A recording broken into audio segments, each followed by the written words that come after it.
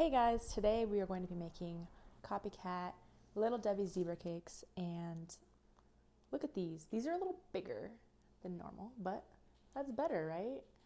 But anyways, these came out really good. I was very surprised. Like, look at the inside. So good. So good. So all of the ingredients will be listed down in the description, so you can check that out before you start. And let's just get on with it. First, you're going to add 1 1/4 cup of flour into a small bowl. Then you're going to add 1 teaspoon of baking powder and 1/4 teaspoon of salt.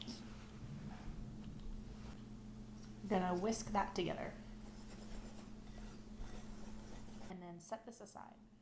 So we're going to need a half a stick of unsalted butter. And mine is straight out of the fridge, but I need it to be a little soft. So a little hack that I do is I get a cup of warm water, and then you just stick the butter in it, and you leave it for like 5 to 10 minutes, or however stuffed you need it to be, and it'll be perfect. You're gonna wanna preheat your oven to 350 degrees. So in your stand mixer, you're gonna add in 1 cup of granulated sugar, and you're going to put half a stick of butter in there as well. And we're going to beat this until it's light and fluffy.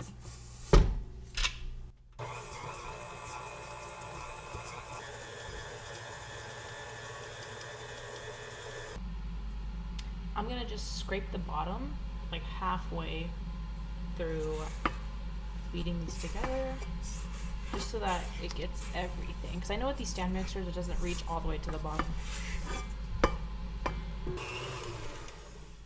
Okay, so this is about done. It took about 3 minutes. Yours might look a little different because it's a little cold in my house, so the butter's harder. But now we're gonna add 2 eggs, and we're gonna add it 1 at a time. And you want these eggs to be room temperature, so I also placed my eggs in a cup of warm water and let them sit for a bit. So there's 1. Mix that up.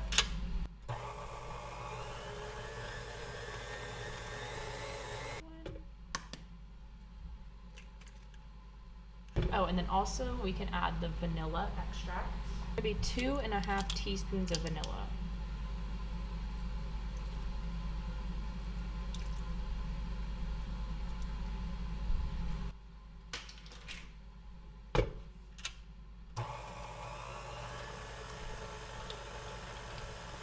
Okay, so then this recipe calls for a half a cup of buttermilk. If you don't have buttermilk, you can make your own. So I'm just gonna put half a cup of whole milk in a bowl.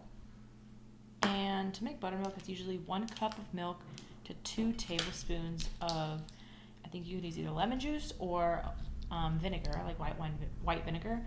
So I'm gonna use vinegar because that's what I have. But we only used half a cup of milk, so that means we only need 1 tablespoon of vinegar. If it was a whole cup, it'd be 2 tablespoons. So then you're just gonna mix that up. It'll thicken, and that's buttermilk. So now what we're gonna do is we're gonna alternate the wet ingredients to the dry ingredients. So we can grab the dry ingredients that we mixed earlier, pour about half of it, mix that up, and then we're gonna add some of the buttermilk. Okay, now we're gonna add about half of the buttermilk.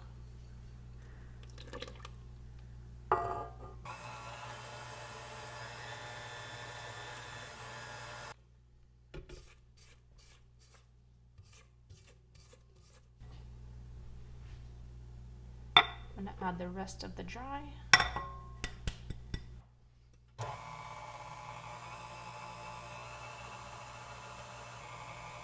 rest of the milk.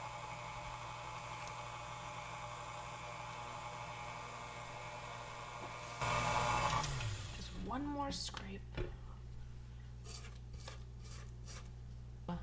That's what it should look like. So now we're just gonna line a baking sheet with parchment paper, and we're gonna pour our batter on here.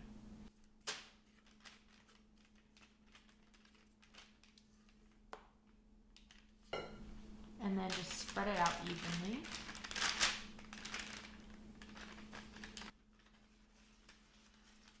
So now we're going to bake this for 15 to 20 minutes until it's lightly golden brown.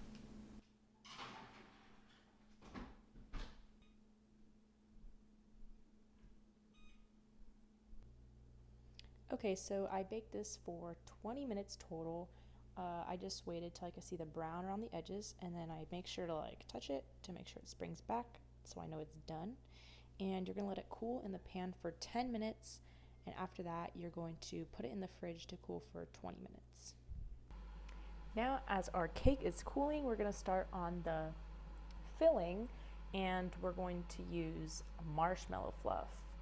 Super cool. So we're gonna put 1 cup of marshmallow fluff in here along with 1 cup of room temperature unsalted butter.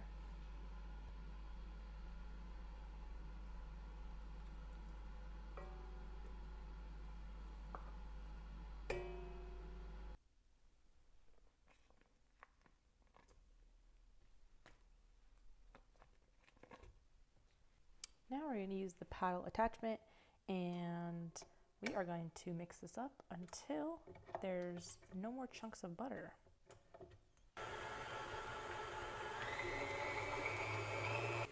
You're also going to want to scrape the sides down here and there when you see it building up.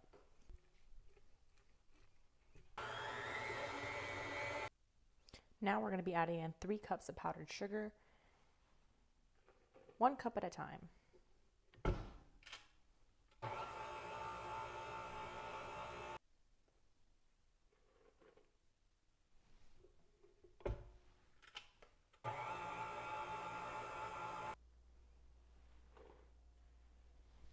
We're going to add 2 teaspoons of vanilla.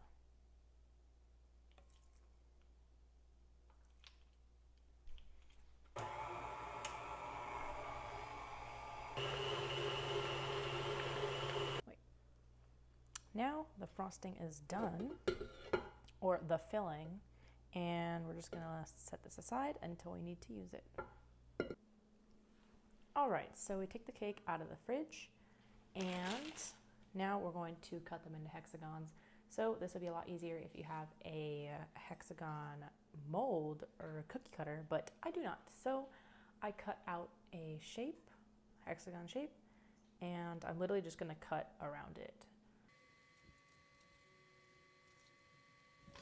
I'm going to keep getting my knife wet so that it doesn't stick to the cake.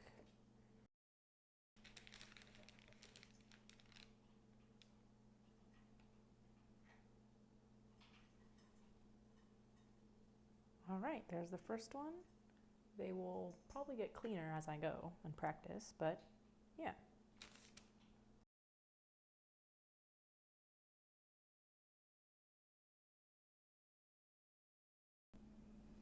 All right, so I finished cutting them out. You can see some of them do have a little bit of rough edges, but it's easy to just flatten it out with a knife.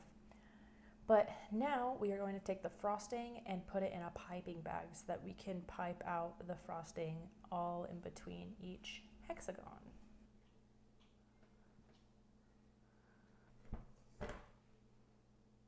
Might be too much.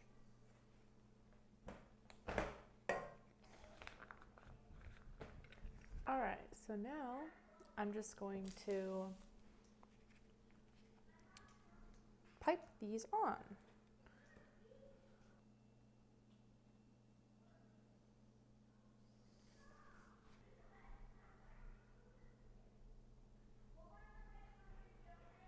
Now you're going to try to find one that matches the shape the best and align it on top of it. So it's gonna look like this. I'm going to kind of fill in the gap a bit.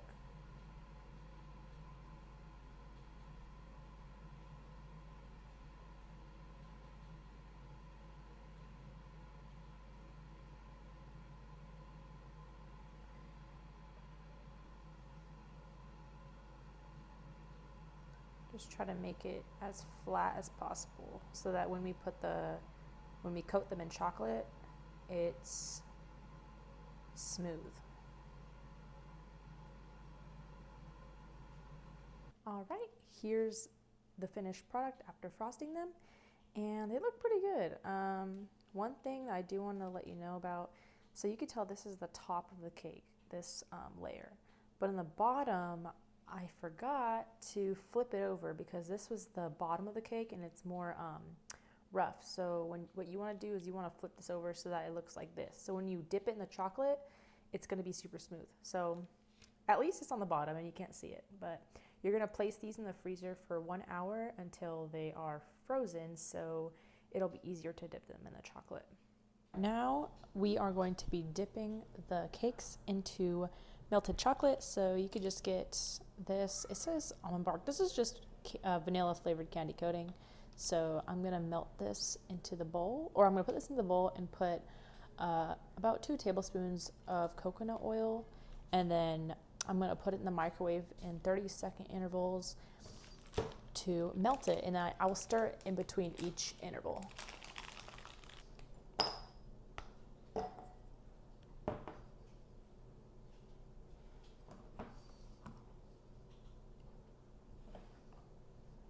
So this goes in the microwave for 30 seconds.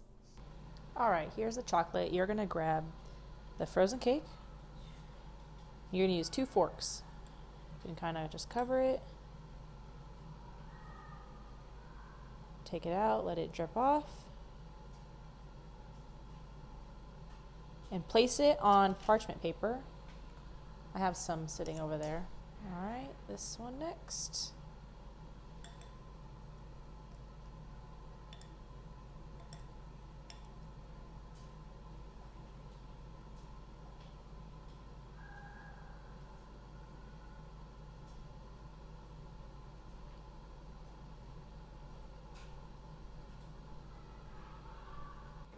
All right, I melted some regular chocolate and some coconut oil and put it in the Ziploc so that I can start doing the stripes.